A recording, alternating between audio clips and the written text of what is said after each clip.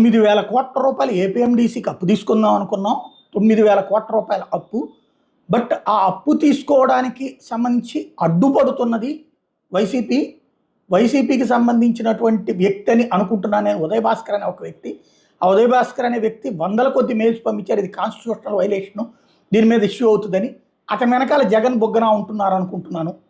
ఇది పయ్యావుల కేసు ఆర్థిక మంత్రి స్టేట్మెంట్. అంతా బాగానే ఉంది, కానీ ఇక్కడ అప్పు ఇష్టం వచ్చినట్టు తీసుకుంటున్నామని ఒప్పుకున్నట్టేగా.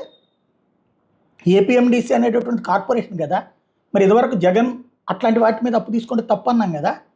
ఇప్పుడు అప్పు ఒప్పు అయిపోతుందా? ఆ అప్పుని అప్పుడు ఓపెన్గా ప్రెస్ మీట్లు పెట్టి ఇవ్వద్దని చెప్పాం కదా.